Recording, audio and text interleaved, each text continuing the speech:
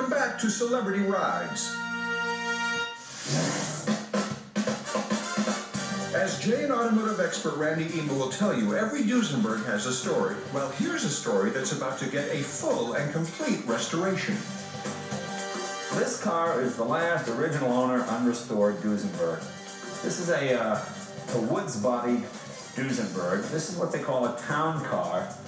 It's a shame a lot of these cars were busted up in the 60s and 70s to make roadsters and hot rod, but nobody really wanted the town car body. You know, the chauffeur would sit out in the open, and the rich people would kind of sit back here and give them orders. And then there's a slide-out roof that you pull out here to cover the chauffeur in the event that you might feel sorry for him. The body was built by Duesenberg specialist F.R. Wood. The original owner of the car was Jesse Isidore Strauss, then owner of New York's Macy's department store. And if the presence of Macy's in a Duesenberg didn't make his life interesting enough, the fate of his parents was just as intriguing. They were two passengers who never returned from the maiden voyage of the Titanic.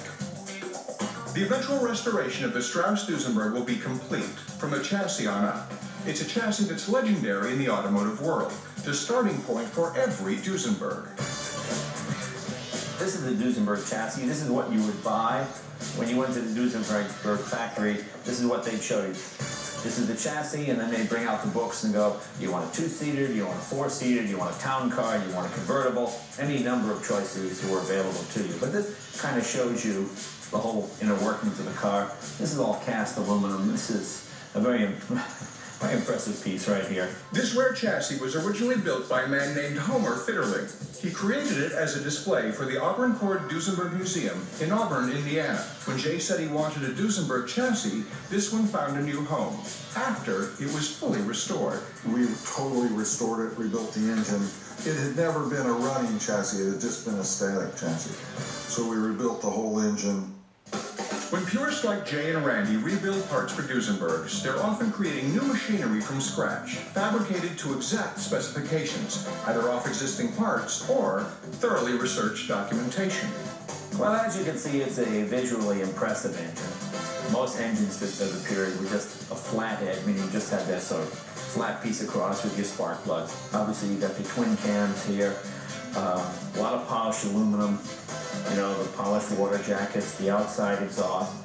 It flat flies. It's got all the torque in the world. Of course, they ran these cars in Indianapolis at 5,000 RPM in 1935, so there's no problem running this at 4,000. It just goes. It just torques and goes. So very impressive machine.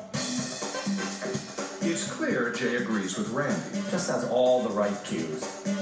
It's a doozy. Few experiences can match driving a classic Duesenberg, and unlike most Duesenberg owners, Jay actually has more than a few to choose from. Today, it looks like he'll take this one. This, I think, is one of the prettiest Duesenberg. This is the LeBaron barrel side. Came to us in its original form. It had never been restored. It had the original paint, which you can tell by these photographs is just flaking all off of it. This would be essentially just a four-seater version of the two-seater Roadster. It's not conventional. You'd have separate windshield for the rear passengers.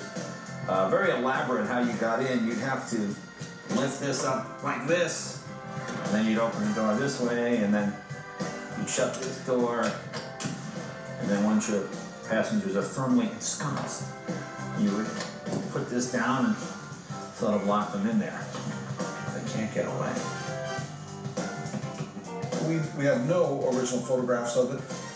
We have no build sheets or specs on it. We do know who the original owner was, and he purchased it with money that he had inherited that was in the form of stock. He sold his stock money and purchased the car, and of course the crash. And so at least he had a Duesenberg to show for his money, but the Duesenberg in the Depression was an expensive thing to have as a toy. And now that it's Jay's toy, it's winning car shows in places like Pebble Beach. Click on over to DIYnetwork.com for more insight on Duesenbergs. Although these headlights look like implants on a badge stripper, they're here for a reason. Charles Lindbergh and the Hope Diamond. A lot of history up next, here on Celebrity Rides.